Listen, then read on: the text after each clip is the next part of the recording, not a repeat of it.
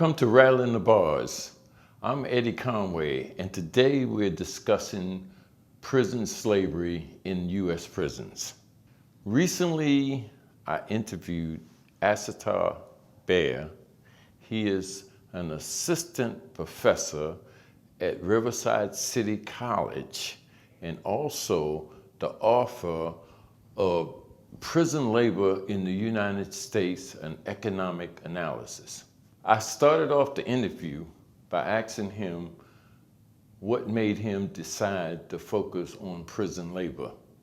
Well, I started this research in the 1990s, and that was a time when the prison population had just gone through this enormous expansion. And a lot of people were concerned about it. There was a lot of activism around it, and I became interested in it for that reason. And when I started to look into it, it seemed like a lot of people were making the charge and saying, prison labor is slavery. And what I found is that the argument was never really systematically developed because I think, as is often the case, when you're making an argument to people who already sort of agree with you, like prison activists would say, this is an outrage, basically, right? This is slavery. But they wouldn't really carefully define, like, well, okay, what makes something slavery or not, And those questions, I think, are important because if we say, there's a morality attached to it. If we say, well, slavery is wrong, then we need to know, well, what would make it not slavery? What would we need to change? And that's tied into the reasoning of why you say it is. So, to me, it was like you had to have that clear before you could really make meaningful changes. I mean, unless you just wanted to say, this is wrong and it's an outrage, which, there's some value in that. I think that was probably the focus of a lot of activists at the time, is just to bring it to the attention of people that this is going on. How did you conduct your research? I was given tours and, shown around the prison. And, I was very interested in seeing the workshops, the factories, the fields, any area that production took place that they'd be willing to show me. I looked at. If I had a chance, I would talk to inmates. I would ask them questions. What do they think and feel about it? I think I just tried to, at that time, take in as much impressions of what was going on as I could. And then in some cases, there was somebody from the Department of Corrections or an entity set up by the Department of Corrections that oversees prison labor. And sometimes they were very interested in cooperating with me. They were very, they were interested in sort of boosting their program. And sometimes I would ask for data and they would give it to me. And that's really what determined, like Florida was very, willing to share data. And so that's one of the reasons that I included that as part of the study. I couldn't get that for every single state, right? So I had to kind of use what I could get, but I figured, by doing a close analysis in one or two areas, I could kind of provide an example of the categorizations that I was making. This is the first Marxist analysis of prison economy. Can you explain the significance of class to your study? The concept of class in Marxism, it has a long history, right? There's many people working in the Marxist tradition who have defined class in different ways, and some of these definitions go back long before Marx. So the idea that classes are composed of, rich versus poor, or the powerful versus the powerless, or sometimes in terms of a cultural elite, those who have influence and versus those who don't. What was unique to Marx is that Marx pioneered the concept of surplus value. And so class, in Marx's unique typology, was concerned with the production appropriation of surplus value. And that is different from all of these other forms. So the questions that come up when you use class in its surplus value formulation is, well, who is producing and who's appropriating? So that's a question that I am at pains to answer in the book. And then the next thing that comes up is, like, under what conditions? What is the the social and political and economic forces that make up the context of that production, that create the relationship between the producer and the appropriator, that allow this to happen. So there's a unique constellation of forces that, I argue in the book, produces slavery in prisons. And, just since there's a lot of different definitions of slavery out there, I call it the slave fundamental class process. So that's sort of a signal I'm using this surplus value definition. And, this is following in the training that I received from Stephen Resnick and Richard Wolff, who are my research advisors in graduate school. What is the slave fundamental class process, and how is it different from other forms of slavery? Well, Marxism focuses on the labor process, right? So it's not about your identity exactly, right? It's about the process of performing labor. And the question is, what kind of relationships exist in the labor process at the point of production? So from that perspective, then, I created a definition of slavery. I call it, it's like a thin definition. What is the slave fundamental class process? So I say, look, it requires the ownership of a person's labor power. So I don't define it as the ownership of a person, but rather the ownership of their ability to perform work. And, this fits with what we know about prisons, because in prison, the person of the inmate is not owned. There's no market, for example. You can't buy and sell inmates. But their ability to perform work, that's their labor power, that is clearly owned. It has a legal definition under the 13th Amendment. So very strong constitutional basis in law. It says, no one shall be enslaved except as punishment for a crime. So it's legal to compel somebody to work, or to basically to own their labor power is legal under the Constitution, highest law of the land. And we also accept it culturally and socially. So we reaffirm that ownership of labor power, and by basically saying it is right, it is just, we accept it. Now, I think that might be changing. It's like a lot of things about prison. We accept a view that is not very well informed, and the more we look at it, then the less we might accept it. There's a lot of hidden aspects about prison life. So the other thing that I see as key to this is that the reproduction of labor power, that is what is necessary for an individual to continue to be able to perform labor. We need certain things, right? We need food, clothing, shelter, and then we have, there's a bunch of social needs that are overlaid on top of that. And in slavery, in the slave fundamental class process, that reproduction of labor power is the responsibility of the slave master. All right, so that's different than other forms, like capitalist fundamental class process. The worker is paid a wage. Nobody provides you with what you need to live, right? That's your responsibility. So we would say the reproduction of labor power is outside of the purview of that relationship between the producer and the appropriator. Estimate how many people are engaged in prison slavery. Some people say it's 85,000. Others say it's up to 1 million. So my numbers are that 36% of inmates are enslaved. And most of that is about 27% are in the non-commodity production, what I call prison household production. So cooking meals, cleaning, doing maintenance, and so on inside the prison, producing valuable items, but these items are not bought and sold. So that's what I mean by they're not commodities. That's 27%. And the other 9% are producing commodities. So 36% of about 2 million inmates would lead me to say there's probably on the order of 720,000 to 750,000, somewhere in that range, who are enslaved.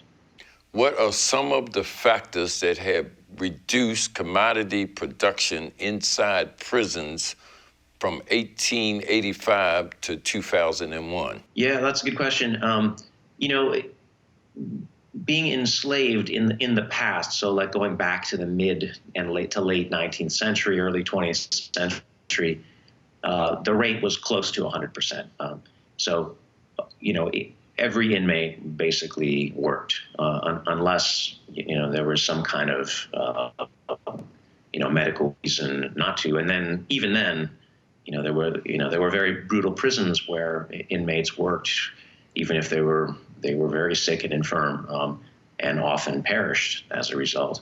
But over time,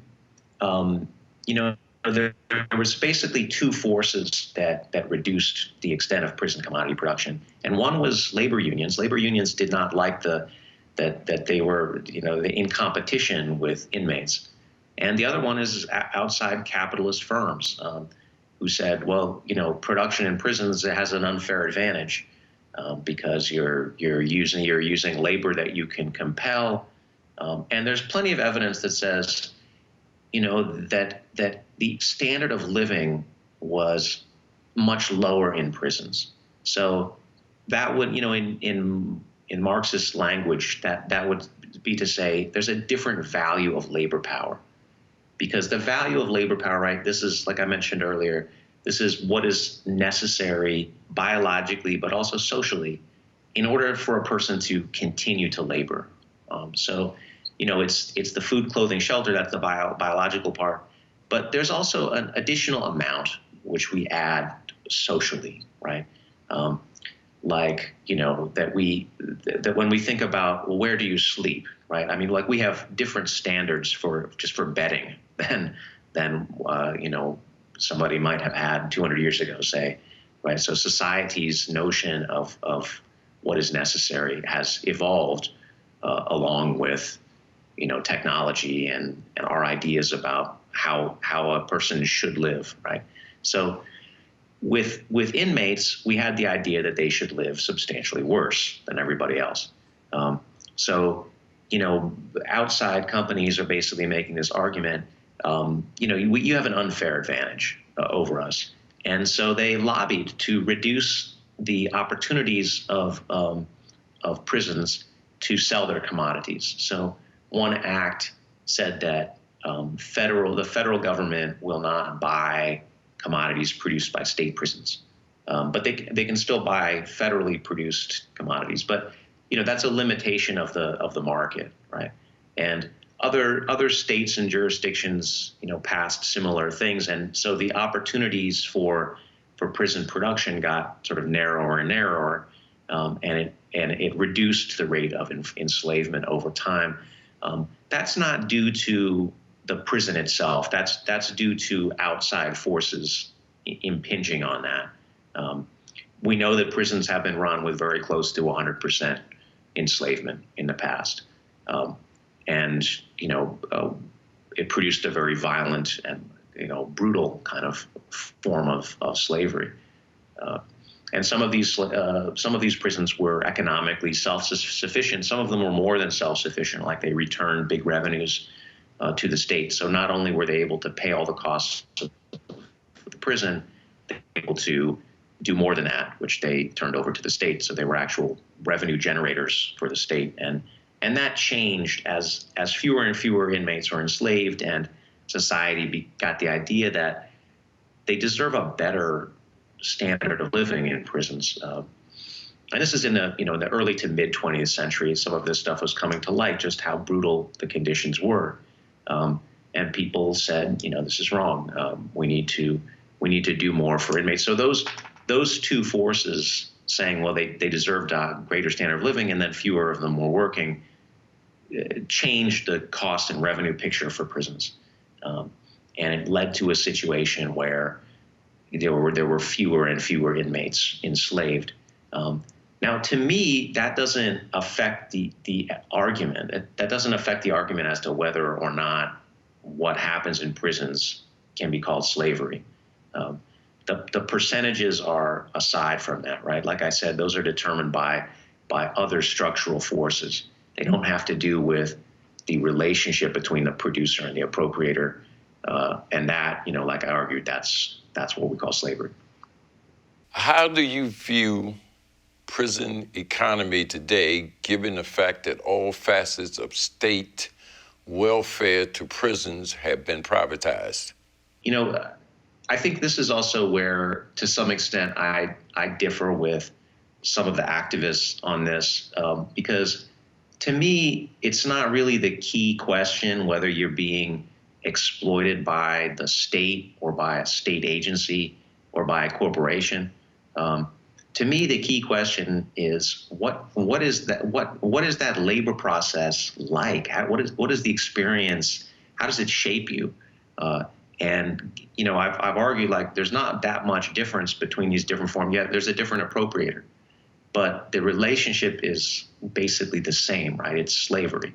So I don't see how it's the most salient thing to say, well, like, I'm so happy that I'm being enslaved by a private corporation instead of by the government. I don't see how that's an important distinction. To me, the important distinction is the class distinction. What kind of class process are we experiencing? Some have suggested that outside firms refuse to use prison labor because there's too many barriers involved. What do you think about that? I think that there is an inconvenience factor for outside firms coming into prisons. There might be interruptions, there might be a lockdown, or other things, and so that's a factor. That's true. But what we've seen is that there's tremendous financial advantages to be had as well. That I analyze this in the book, that basically every inmate receives a huge amount of state welfare. They get their food, clothing, shelter, et cetera, right? Whether or not they work. I call that welfare in the book, right? They get this stuff so that they have a certain level of welfare, not as a reward for employment or not. So that the reward for employment, which I call, this is a monetary payment that comes from the slave master, can be very, very low. And as a result, there can be a tremendous benefit to the employer. And that's something that each employer is going to weigh. Like, there might be some interruptions. That's possible. On the other hand, the payments are much, much lower. And what we know anecdotally about inmates is that the best inmate workers work with incredible levels of focus, and that some of them are much better than outside workers. And this is just from my observations from conversations with the appropriators in different areas. So I don't think it's generalizable to say, well, capitalists do not want to use prison labor. I think there's good reasons why they might, and in general, they're interested in it, as a way of cutting costs. And the other big factor is to be able to say this was made in the USA. It's only part of the story, and that there's a lot of good reasons why capitalists would want to use prison labor. What do you think are some of the solutions to the crises of prison slavery? I think the one thing that would help is to change the legal conditions, right? So we have this idea, like I said, constitutional amendment, it's the 13th Amendment, that says basically enslavement is okay as long as somebody is being punished for a crime. I'd like to see that repudiated. I don't think that fits with our current understanding, our current morality. I don't think, I think that's a holdover from an earlier era. I think our ideas have changed, and that amendment doesn't really reflect that. The idea that somebody should be punished with enslavement. I just don't think that there's a kind of majority behind that idea. So that's one thing. The other thing is, we want to distinguish between inmates working versus inmates being enslaved. I think work is a very important aspect of human development, and that it's cruel to deprive people of work. And that's part of what happens in prison, is that because the let's say the employment opportunities, let's forget about the class process for the moment and just say the employment opportunities, the ability of inmates to work has been really curtailed. And so, inmates receive a lot of rest and not a lot of opportunity for productive work. And I would like to see that change. But, people have kind of a simple-minded view of this, like inmates either work more or they work less. To me, that's not enough. I want to know, what are the conditions under which they work? What is the deal? And in particular, Marxism gives us this unique lens to look at it, like, well, who appropriates the surplus? How does that work? And we have this model that emerges from the tradition too, that says we want to see that the appropriation of surplus being done by the workers themselves.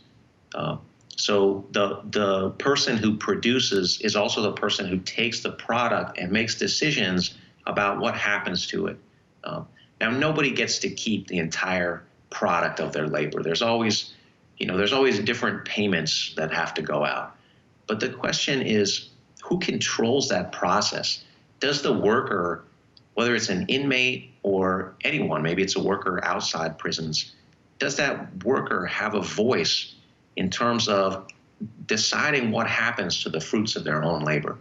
And I would like to see prison labor modified so that there is labor that takes that form. So what is called the communal class process rather than the slave class process. And a lot of things about prison life would have to change in order for us to have the social and political and economic forces converge, so that we have the understanding that that's how work ought to be organized in prisons. And one aspect of it certainly is that inmates could get together and say, we're just not going to accept this anymore. And inmates are doing just that on September 9th, and I think that's a very positive development. It's hard for people to unify behind any idea, and it's hard to unify behind a principle that's bigger than oneself. But this is how things move forward. Thank you for joining Rattling the Bars.